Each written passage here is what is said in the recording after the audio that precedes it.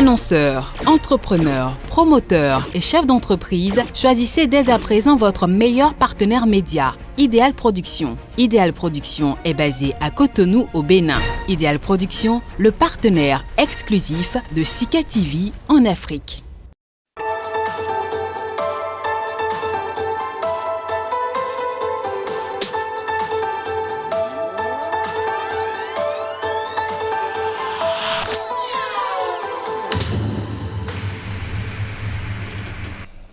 Mesdames, Messieurs, bonjour. Très heureux de vous retrouver pour un autre numéro de Entretien du jour sur Sika TV. Bienvenue donc à vous toutes et à vous tous. Les législatives du 6 mars dernier ont donné leur verdict en Côte d'Ivoire. Selon les chiffres de la Commission électorale indépendante, la CEI, le parti au pouvoir, le Rassemblement des Oufouettistes pour la démocratie et la paix, remporte la majorité des sièges au Parlement, 137 sur 254 pour le moment. L'opposition en a obtenu 91, elle qui entendait prendre sa revanche après la présidentielle d'octobre dernier à laquelle elle n'a pas participé. Elle n'a apparemment pas réussi à prendre le contre-pouvoir qu'elle espérait être au Parlement.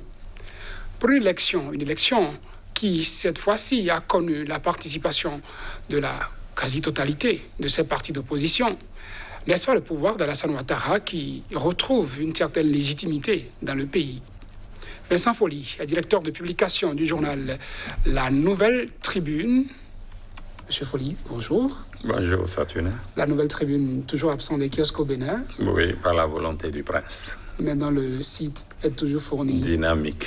En information. Toujours. Merci d'avoir accepté notre invitation, Vincent Folly. C'est moi. Pour remonter les 3 dernières législatives en Côte d'Ivoire, en termes de participation, en 2011, je crois on a eu 36,6%, 2016, 34,11%, puis 2021, avec 37,88%, c'est-à-dire qu'on a fait mieux que les 2 précédentes fois. Est-ce qu'avec ce taux de participation, Vincent Folly, l'opposition a encore des arguments pour justifier sa défaite, vu le contexte sociopolitique en Côte d'Ivoire? L'opposition a des arguments pour justifier sa défaite. Oui, c'est-à-dire que le parti au pouvoir a toujours la part belle et elle a les moyens de l'État et voilà. Et souvent l'opposition est prise au dépourvu. Les 2 principaux chefs de l'opposition regroupés au sein du PDCI, le DS, c'est-à-dire Gbagbo, n'est pas présent.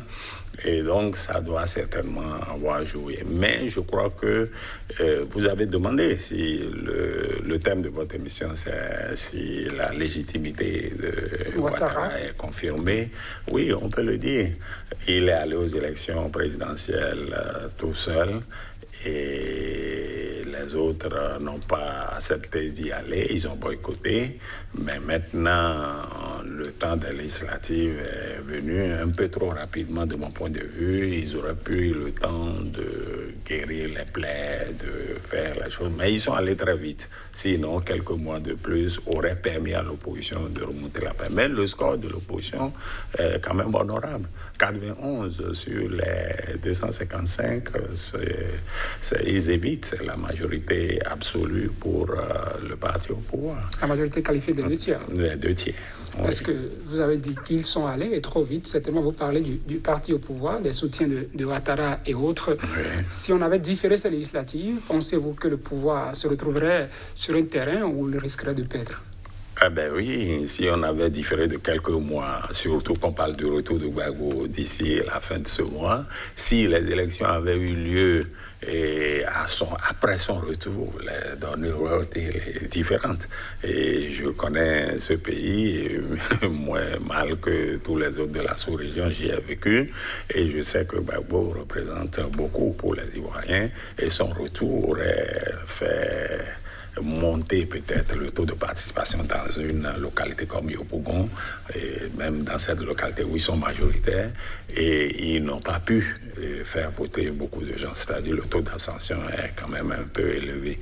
Mais si Gbagbo était arrivé dans la foulée, je suis sûr que les résultats auraient été autre chose. Il avait la possibilité, depuis son exil, d'intervenir quand même, de faire campagne pour les partis de l'opposition. On n'a pas vu dans ce rôle. Est-ce stratégique parce qu'il doit revenir dans le pays, parce qu'on parle de réconciliation, qu'il a gardé cette position, sachant que son intervention pourrait quand même faire avancer. Mais il est intervenu quand même, puisqu'il a permis à son parti de se présenter. Il s'est démarqué du FPI qui est pro-régime, qu'on disait proche de Ouattara, c'est-à-dire d'Afin Guessan. Il a fait ce qu'il a pu. Mais on n'est jamais la même chose lorsqu'on est présent. Et puis, de son lieu d'exil, qu'est-ce qu'il pouvait faire d'autre que d'envoyer ses militants au charbon? Je crois qu'il l'a fait et il a eu l'influence qu'il a pu. Mais les choses auraient été différentes s'il avait été présent. Et je crois que c'est le jeu du pouvoir de faire en sorte d'avoir la main pour pouvoir faire ce qu'il veut faire, à savoir avoir une majorité. Mais le pouvoir n'a pas eu la majorité qualifiée telle que nous l'avons dit tantôt, et ce qui laisse la porte ouverte à une sorte de débat à l'Assemblée, ce que nous ne voyons pas quelque part en Afrique. Je ne veux pas parler de chez nous, où il n'y a pas de débat autour des lois qui sont votées. Et c'est toujours mauvais.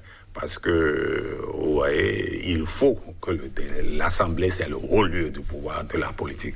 C'est le haut lieu de la politique, c'est là où se mènent les débats. Et ce n'est pas normal qu'un seul parti ait la majorité et décide pour tout le monde. Et le fait que l'opposition soit présente en les grands leaders, comme Mabrito Akeuss, qu'on oublie, c'est un gars de l'ouest de Côte d'Ivoire, comme les principaux leaders du FPI, ils sont tous présents. Et Afin Guessan a été élu.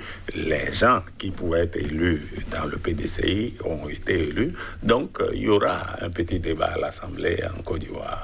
Le parti au pouvoir, comme trophée de guerre, rendit entre autres la victoire dans des zones qui étaient stratégiquement conquises par l'opposition. Je prends l'exemple de Yamoussoukro, de Grand Bassam, toutes ces zones qui sont tombées dans le giron du RHDP. Est-ce que tout ça n'amène pas à réfléchir, ne donne pas à réfléchir à cette opposition-là pour les fois à venir? Non, déjà que pendant près de 10 ans, l'opposition était absente au Parlement. Le retour est toujours difficile. À Yamoussoukro, c'est le pays baoulé. Normalement, devait être pour le PDCI. Mais le parti au pouvoir a eu la possibilité d'avoir des hommes et d'avoir quand même la possibilité de tripatouiller aussi les choses pour que son leader passe. Et bon, c'est tout à fait normal. La Côte d'Ivoire, c'est un pays composite aujourd'hui. C'est les gens du nord, du Grand Nord, qui sont les Malinqués, sont un peu partout présents, même dans une ville comme Gagnoa, qui est une ville bêtée, les choses là. Les gens d'origine du Nord ont quand même quelques postes de députés. Maintenant, Kikawe, qui est de l'Ouest, a pu avoir son bastillon d'Ouragayo. Je parle de secrétaire adjoint, de secrétaire général du PDCI. Mais à Gagnoa, c'est une ville disputée entre les autochtones Bété et les gens, les allogènes, comme on les appelle au Nord, et ils arrivent toujours à avoir une bonne part là-bas. Voilà, entre autres de Gbagbo, son fils Michel est passé à Yopougon. C'est à Abidjan, ça. C'est à Abidjan, non. C'est la moindre des choses, sinon ce serait catastrophique s'il y a l'absence du père, que le fils n'ait pas pu gagner. Oui. En termes de réconciliation, puisque c'est sur ça qu'on joue désormais en Côte d'Ivoire, des élections législatives, on n'a pas encore entendu trop de contestations jusqu'aujourd'hui. La part de l'opposition qui a dénoncé la publication de certains résultats par une structure du ministère de l'Intérieur, on n'a pas encore entendu autre contestation. Il n'y a pas eu de violence, il n'y a pas eu de mort cette fois-ci. En termes de réconciliation, quelles sont les perspectives que ça ouvre pour la Côte d'Ivoire, selon vous? Non, les perspectives, je crois que c'est déjà le fait d'avoir un Parlement composite, c'est déjà une bonne chose.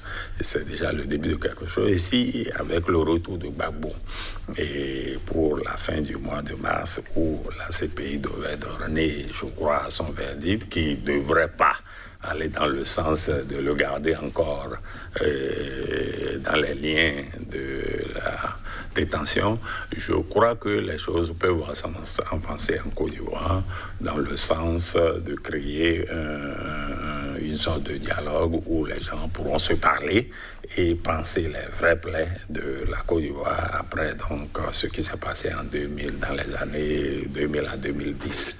Donc les perspectives, les législatives ouvrent la possibilité de ce dialogue-là, de mon point de vue.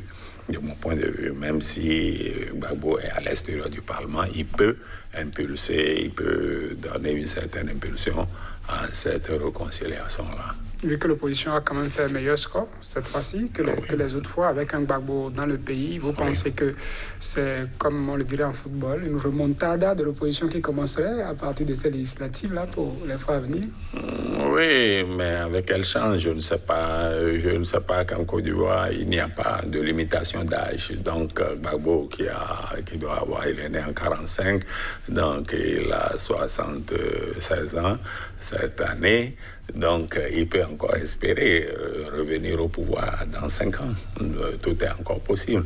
Le jeu est un peu plus ouvert en Côte d'Ivoire qu'ailleurs. Et c'est ça qu'on voudrait. Personne n'a jamais dit qu'on veut faire une réforme pour éliminer tous les partis, demander à d'autres d'aller s'inscrire. On n'a jamais vu ce qui se passait au Bénin. Et la Côte d'Ivoire est un exemple pour montrer que les grands partis qui existaient, le PDCI, le RDR, qui s'est transformé en, comment on appelle, rappelez-moi, le parti là. Cette coalition EDS et autres. Oui, la coalition qu'ils ont, comment ils appellent ça là, la coalition au pouvoir là. Le RHDP. Et donc, malgré ça, les grands partis qui existaient en Côte d'Ivoire depuis toujours continuent d'exister. Ce n'est que justice. Ce qu'on fait ici ou ailleurs, ce n'est que du replâtrage qui ne donnera rien. Surtout que cette réforme n'a pas donné ce qu'on veut, à savoir un système partisan plus équilibré. On a plutôt des clubs électoraux. En Côte d'Ivoire, une échéance qui arrive parce que le président réélu Alassane Ouattara a parlé d'une révision de la Constitution pour limiter l'âge désormais à la course au fauteuil présidentiel. C'est de bonne guerre. On verra si cette révision passera. Parce que déjà, l'âge pour la présidentielle avait été repoussé pour que Bédié puisse se présenter parce qu'il avait largement dépassé ses 75 ans. Maintenant, est-ce que le critère de l'âge va encore jouer? Est-ce qu'on peut revenir sur ça et dire... Il a dit clairement. Oui, il a dit. Certains du paysage, en tout cas de la course au fauteuil présidentiel, que ce soit Gbagbo, que ce soit Ouattara, que ce soit Henri Konan Bédié, il veut envoyer les vieux à la retraite. On attend de voir. Mais parmi les vieux, je crois que Gbagbo est le plus jeune. Il est né en 1945, Ouattara est né en 1942, et le vieux est né en 1934 ou 1935. Je crois que s'il y a quelqu'un qui doit aller à la retraite, c'est les deux, c'est-à-dire Ouattara et le vieux Bédié. Et je crois que lui, il a plus de 80 ans. Après 80 ans, on peut se reposer. Mais cette révision peut ne pas passer si... Parce qu'on a perdu une majorité qualifiée des 2 tiers. Il va falloir négocier désormais. Négocier. Ce sera toujours une négociation et on verra si ce n'est pas le scénario qui s'est présenté en 2010 qui va se représenter, à savoir que les gens vont s'entendre pour que l'âge ne soit pas un handicap pour accéder à la présidentielle. Vincent Folly, je rappelle, vous êtes le directeur de publication du journal La Nouvelle Tribune. Merci d'avoir répondu à ces questions. Ça va si vite qu'on ne sent pas le temps passer. Oui, c'est pour qu'on puisse avoir le temps de revenir la prochaine fois. Parce que plus on en aura, également on ne donnera pas ce plaisir aux téléspectateurs de pouvoir prendre un autre rendez-vous. Et l'autre rendez-vous, ça va être déjà demain sur cette émission. Merci de nous avoir suivis.